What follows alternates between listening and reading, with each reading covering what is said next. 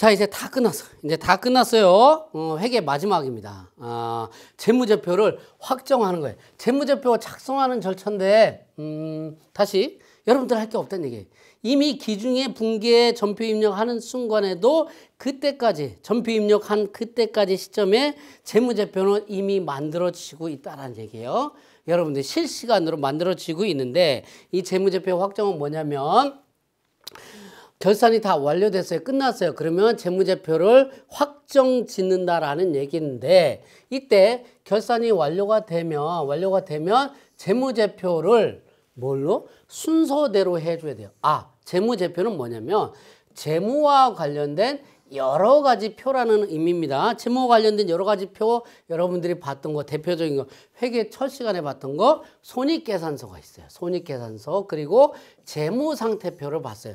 제일 중요한 거예요, 서식이. 재무제표 중에서 제일 중요한 넘버 1, 2가 손익계산서, 재무상태표예요. 자, 그리고 제조 원가 명세서라는 것은요, 제조업이라든가 또는 공사 원가 명세서 같은 건설업 같은 경우에 작성이 될 수가 있는데, 도소매업 같은 경우, 유통업 같은 경우 제조 원가 명세서가 작성될 이유가 없죠. 자, 그런데 제조업을 영위할 때는 제조 원가 명세서가 먼저 작성이 돼야 돼요. 자, 그런데 여기서 이 재무제표 순서대로 한다고 하는데, 이론적으로 정식의 재무제표는 손익계산서 그리고 재무상태표 두 가지하고 현금 흐름표라든가 뭐 주석이라든가 이런 부분들이 될 거예요.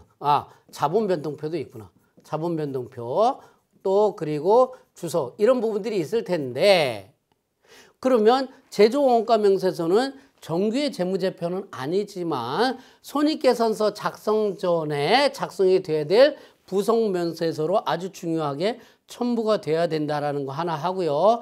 이익잉여금 처분계산서는 여러분들이 자본변동표라는 걸 들어보셨을 텐데, 자본변동표 대신에 작성을 합니다. 자, 이익잉여금의 처분에 대한 내용을 작성한 서식을 이익잉여금 처분계산서라고 하는데, 기업 회계, 외부 회계 감사라든가 이런 부분들은 원칙적으로는 일반 기업 회계 기준에 따르면 자본변동표, 현금흐름표, 재무상태표, 손익계산서를 작성을 하는데, 중소기업 회계 기준에 따를 경우에는 자본변동표 대신에 이익잉여금 처분계산서를 작성을 하기도 합니다.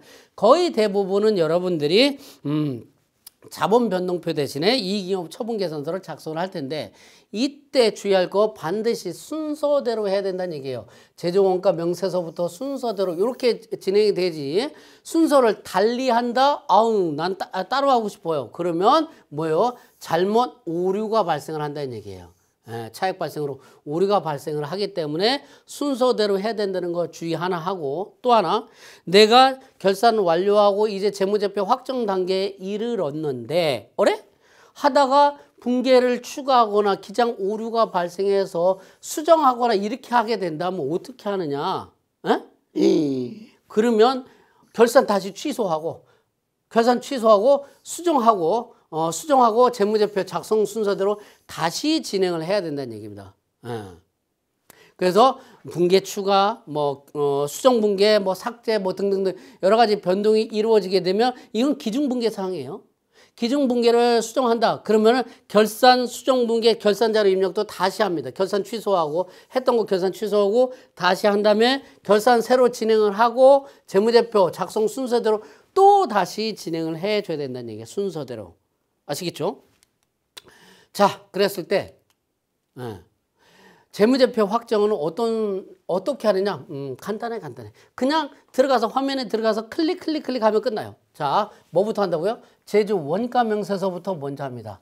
제조 원가 명세서에 들어가고 보게 되면 기간 12월 30일을 하겠죠. 여기에 관리용, 제출용, 표준용 한 번씩 이 관리용 탭, 제출용 탭, 표준용 탭에 들어가서 한 번씩 클릭 해주면 됩니다. 자, 그런데 제조 원가 명세서는 제조업이라든가 건설공사가 있을 때 공사 원가 명세서, 제조 원가 명세서를 작성을 하는데, 여기에 500번대 이런 식으로 나와요. 옆에 나오면 뭐예요? 오른쪽 상단에 500번대가 있다. 그러면 이건 뭐예요? 제조 원가 명세서다는 얘기. 여기 600번대라고 돼 있다. 그러면 공사 원가 명세서라는 거고요.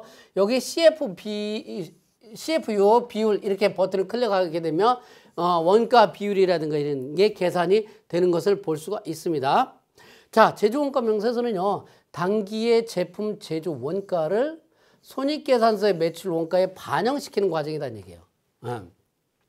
결산자로 입력을 할 때 뭐 했어요? 원가 설정 버튼을 통해서 매출 원가 및 원가 경비를 선택해서 작성을 했다는 얘기죠.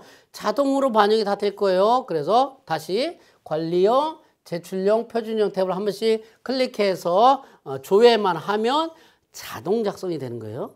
할 게 없어요. 자, 제조원가 명세서가 작성이 됐다면 당기제품 제조원가가 손익계산서에 당기제품 제조 원가로 갈 텐데, 손익계산서 제조원가 명세서 클릭하면서 당기제품 제조원가가 손익계산서 당기제품 제조원가로 들어가고요. 손익계산서의 당기순이익을 이익잉여금 처분계산서에 반영을 시키는 과정입니다. 그래서 마찬가지로 관리형, 제출형, 뭐 포괄손익, 표준형 이거 한 번씩 어떻게 클릭해서 들어가서 그 탭에 들어가서 조회해 보면 자동적으로 작성이 되는데, 그런데 아까 제가 제조원가 명세서 그리고 손익계산서, 이익잉여금 처분계산서, 재무상태표로 간다고 했는데, 손익계산서로 거쳐서 이익잉여금 처분계산서로 간다고 했는데, 개인사업자의 경우에는 이익잉여금 처분계산서가 없어요. 그래서 이건 법인사업자의 경우에는 이익잉여금 처분계산서로 가는데, 개인사업자의 경우에는 뭘로? 상단에 손익계산서, 여기는 안 나오는데 개인사업자가 아니니까 법인이니까 개인사업자의 손익계산서를 조회해보면 손익계산서 상단에 여기 있어요. CFO 전표 추가 버튼인데 이것을 클릭해서 손익계산서를 이익잉여금 처분계산서 거치지 않고, 개인사업자는 이익잉여금 처분계산서가 없으니까 손익을 재무상태표에 대치하고 손익계정 관련된 전표를 일반 전표 입력에 자동 전송합니다. 법인은요, 이익잉여금 처분계산서에 F6 전표 추가를 하는 기능과 똑같은데요. 이거는 어떻게 하느냐? 자, 법인의 경우에는 손익계산서가 작성이 되면 그 다음에는 이익잉여금 처분계산서 화면으로 들어갑니다. 이익잉여금 처분계산서는요, 말 그대로 이익잉여금에 대해서 처분하는 내용을 작성하는 서류입니다. 자, 그래서 단기 처분 예정일, 정기 처분 예정일. 단기 처분 예정일은 예를 들어서 지금 내가 X2년 12월 31일까지 했다. 그러면 단기 처분 예정일은 다음 연도 이제 주총, 보통 주총 예정일이죠. 뭐 3월 30일이다, 뭐 2월 28일이다, 1월 다음 연도가 될 거예요. 그리고 전기 처분은 전기에 처분된 연도, 재무제표 승인이라든가 아니면 주총 개최한 날, 이런 부분들을 입력을 하게 될 겁니다. 단기와 전기의 처분 예정일을, 확정일을 입력을 합니다. 자, 그랬을 때 이익잉여금 처분계산서 보면 미처분 이익잉여금이 있는데, 미처분 이익잉여금이 정기에 넘어왔던 미처분 이익잉여금에다가 단기순이익 요 금액은 손익계산서, 아까 전에 봤던 아까 손익계산서 단기순이익이 여기로 대체가 될 거예요. 여기로 대체가 돼가지고 미처분 이익잉여금이 계산이 될 거예요. 미처분 이익잉여금이 되고, 그 다음에 이익잉여금 처분에 뭐 임의적립금 등 200을 합해가지고 그 다음에 이익잉여금 처분하는 거, 배당도 주자, 그리고 뭐예요? 이익 적립도 하자 등등등등 이렇게 처분하는 사항이 나오는데, 다시 중간 배당을, 만약에 중간 배당을 하는 경우가 있다면 중간 배당금은 마이너스 표시해 가지고 어디 여기 중간 배당금 마이너스 표시해서 입력하고, 해당 연도에 그 해 연도에 내가 지금 X2년 거를 분계를 해왔다면, 결산을 해왔다면, 기장 분계를 해왔다면 X2년도 해당 연도에 전표 입력을 합니다. 자, 그렇게 입력을 하고요. 그 다음에 X3년도 3월이든 언제든 간에 주총을 개최를 해가지고 이제 배당금도 주자, 뭐 하자, 이렇게 해서 처분하게 되면 여기에 들어가겠죠. 현금 배당, 뭐 주식 배당, 여러 가지 적립하고 이런 부분들 처분하는 내용들은 여기에다가 입력을 할 텐데, 여기에다가 입력하는 내용들은요, 다음 연도에 전표 입력을 할 사항입니다. 자, 내가 지금 예를 들어서 X2년 거 분계, 기준, 거래, 분계, 회계 정리를 해왔다면 X2년도에 중간 배당금이 있다면 여기에서 마이너스 표시하면서 X2년도에 정리돼야 될 부분이고요. X2년도 것을 X3년 초에 뭐예요? X3년 초에 주총을 통해 가지고 이익경험 처분이라든가 이런 부분들이 확정이 될 텐데 재무제표가 확정이 될 텐데 배당이라든가 이런 부분 주게 되면 그거는 X3년도에 분계 입력할 사항이다라는 얘기예요. 자, 그래서 이익경험 처분계산서에 보면 미처분 이익경험은 이미 적립금 등 이입에 이익경험 처분액 때 해당 내역을 입력을 합니다. 다시 이익경험 처분계산서 건너뛰게 되면 바로 재무상태표로 간다. 그러면 대처 오류 메시지가 나올 거예요. 근데 내가 하다 보니까 이익경험 처분계산서에 추가적으로 입력해야 될 항목들이 더 많다. 그러면 F4 칸 추가가 있나요? 여기 칸 추가를 클릭해가지고 추가적인 자료를 입력을 할 수가 있다는 얘기예요. 자, 그렇게 해서 제조원가 명세서 그리고 손익계산서로 거쳐서 이익경험 처분계산서까지 다 작성이 됐다면 주의할 거는 이익경험 처분계산서 요거는 해당 연도에 분개할 거고 요거는 다음 연도에 분개할 거다라는 거 주의하시고요. 이렇게 해서 다 정리가 됐다면 뭐요? 상단에 F6 전표 추가. 제조원가 명세서 손익계산서 같은 경우는 관리용 제출용 표준 해가지고 한번 들어서 클릭만 하면 다 작성이 되는데 이익경험 처분계산서는 뭘로?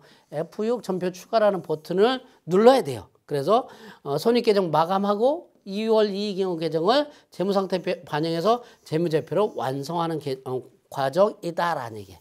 자, 그렇게 돼서 자, 미처분 이익경험 이게 어디로 가느냐? 요 금액이 어디로 가느냐? 물론 요게 처분하는 내용이 없대. 그 금액이나 이 금액이나 똑같지만 원래 이 금액을 갖고 어디로 가느냐? 재무상태표로 간다는 얘기야. F6 전표 추가 이익경험 처분계산서에서 F6 전표 추가를 하게 되면 이익경험 처분계산서의 내용이 어디로 가게 되냐면 재무상태표로 가게 되고 하기 전에 혹시라도 이익경험 처분계산서 내용이 변동이 있다. 그래서 내용을 수정해서 F6 전표 추가 기능을 다시 실행하면 기존 대체분계 삭제하고 새로운 내용으로 반영하게 될 거고요. F6 전표 추가를 하잖아요. 그리고 나서 잠깐 합계 잔액 시산표를 실행하면 수익 비용 쪽에 손익 나오고 잔액 쪽 금액이 제로가 되면서 우측 상단에 일반 전표 조회 조회하면 우측 상단에 마찬가지로 손익이라고 표시가 될 거고요. 하단에 미처분 이익이용 분개된 거 확인을 할 수가 있다는 얘기예요. 자, 요 내용 제가 얘기했고요. 자, 그래서 이 금액이 어디로 가느냐 하면 미처분 이익이용 재무상태표에 이 금액으로 들어가게 될 거예요. 이 금액으로 자동적으로 반영이 되면서 재무상태표도 마찬가지 관리용, 제출용, 표준용을 한 번씩 조회하고 클릭을 하면 된다는 얘기예요. 혹시라도 대처 차액 오류가 나면 처음부터 다시 해야 돼. 자, 이 경우 오류 메시지 같은 거 이런 부분들이 나타나면 뭐 배당 처분 등 분계가 누락돼 있거나 아마 그럴 거예요. 원인을 파악해서 수정해 준다는 얘기고요. 합계 잔액 시산표 조회를 해보면 하단에 수익비용 쪽 잔액의 금액이 0이 되어야 된다는 얘기. 이렇게 하게 되면 재무제표까지 확정이 다 됐다는 얘기예요. 자, 그러면 회계상에 일반 재무제표 그리고 일반 재무제표가 다 확정이 되고요. 거기에 보면 관리용, 제출용, 표준용도 다 확정이 됐기 때문에 표준용 재무제표도 다 작성이 된. 그 다음에 진행을 해야 될 부분은 어디냐면 어디로 가요? 법인세, 소득세 계산을 하러 가야 되는데 자, 법인 조정이라든가 개인 조정, 법인세 신고서 작성하고 소득세 신고서 작성을 하러 아주 나중에 갈 텐데 이때 법인 조정이라든가 개인 조정에도 표준 재무제표라는 게 있어요. 오해하면 안 됩니다. 회계 관리에서 관리용, 제출용, 표준용을 클릭했다고 하더라도 법인 조정이라든가 개인 조정에 가서 표준 재무제표는 다시 실행을 해야 됩니다. 즉 뭐냐면 예를 들어서 법인세 신고할 때 첨부하는 표준 재무제표는요. 기업회계 재무제표를 작성한 후에 거기서 관리용, 제출용, 표준용을 다 클릭을 했지만 그것과 별도로 법인 조정에 들어가서 과표 및 세액계산 표준 재무제표 수익금액 조정에서 여기 밑에 재무제표들이 쭉 나와요. 거기에서 표준형을 한 번씩 클릭해서 하면 표준재무제표가 작성이 됩니다. 그러니까 회계관리에서도 표준재무제표 작성, 그리고 법인조정 또는 개인조정에서도 표준재무제표 작성이 별개로 이루어져야 된다는 얘기입니다. 자, 별도로 표준재무제표를 실행해야 되면서 기업회계에 의한 재무제표가 표준재무제표로 자동이 기업회계에 의한 재무제표가 뭘로? 표준재무제표로 자동 변환되는 이유는 뭐라고요? 개정 과목 거기 코드에 보면은 표준 재무제표 연결 코드가 설정이 되어 있기 때문이라고 해서 제가 그래서 개정 과목 및 코드 적용 등록에서 우측에 표준 재무제표 코드가 연결 코드가 설정이 돼야 된다는 것을 얘기를 하고 있어요. 개인 조정도 마찬가지고요. 해당 내용이 표준 재무제표에 제대로 반영되는지 확인을 해줘야 되는 거고 이런 부분이 있어요. 자, 이렇게 해서 개인 또는 법인 조정 표준 재무제표 들어갈 텐데 회계에서 회계 입력이 끝나고 그리고 나중에 법인세라든가 소득세까지 쭉 다 끝나게 되면 여러분들이 다음 연도 부가세 이제 다음 연도에 이제 부가세 신고서라든가 이런 자료들을 입력하기 전에 마감 후 2월을 선택을 합니다. 마감 후 2월은 어디 있냐면 회계관리, 데이터 분석, 관리, 데이터 관리 2 마감 후 2월 화면에 들어가서 F6 마감 실행을 하면 자 여태까지 장부가 다 마감이 돼서 다음 연도로 넘어갑니다. 이게 뭐야? 차기 2월 되는 거야. 차기 2월 작업을 어떻게 물론 거래처별 초기 2월 포함해 가지고 차기 2월이 될 겁니다. 이렇게. 그래서 회계 자료 마감 쭉 되는 거고요. 원천세 자료도 원천세 자료 마감 후 2월도 별도로 또 진행을 해주는 이런 부분들이 있는데 이건 원천세 신고할 때 설명을 하고요. 자, 그래서 재무제표 다 작성이 돼서 완전히 다 끝났다. 그러면 마감 후 2월 버튼 누르는 거 주의하시면 됩니다. 이렇게 해서 회계에 대한 부분이 다 설명이 다 됐고요. 제가 서비스로다가 한 가지 재무제표에 대한 연관성에 대해서 한번 설명을 해볼게요.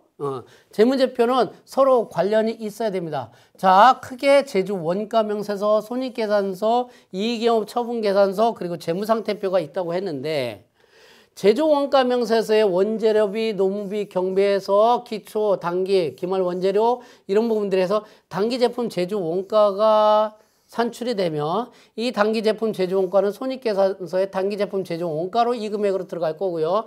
그래서 매출 원가, 판매 관리비, 영업이익 해서 단기 순이익이 도출이 되면 이 단기 순이익은 이익이익 처분 계산서의 단기 순이익으로 들어가서 정기 2월 미처분 이익 이 금액 합계해서 미처분 이익이익 차기 2월이 아니라 미처분 이익 이 금액은 재무상태표의 이 금액으로 들어갈 겁니다. 일치를 해야 돼요. 똑같은 금액이에요.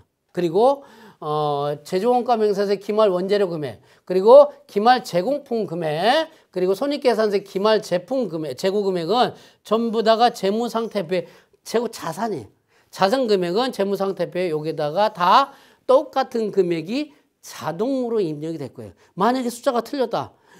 그런 일은 없어야 되는데 숫자가 틀렸다 그러면 당연히 재무제표 오류가 된다니. 그래서 재무제표의 상호 관련성 오류 점검하는데 제조원가 명세서의 단기 제품 제조원가는 이렇게 손익계산서 매출 원가 중에서 단기 제품 제조원가 금액과 일치. 손익계산서 단기순이익은 이익잉업 처분계산서의 미처분 이익잉업 중 단기순이익 금액과 일치. 이익잉업 처분계산서의 미처분 이익금은 재무상태비 이익잉업과 금액이 일치. 제조원가, 손익계산서의 기말 원재료, 기말 제공품, 기말 제품 재고액은 재무상태표의 기말 원재료, 기말 제공품, 기말 제품 재고액과 일치되어야 된다는 것이 뭐예요? 재무제표 연관성 얘기하는 거고요. 그래야지만이 오류가 아니다라는 것을 설명을 드렸습니다. 이렇게 해서 회계는 마치고요. 다음 시간에는 원천세 부분 학습을 하도록 하겠습니다.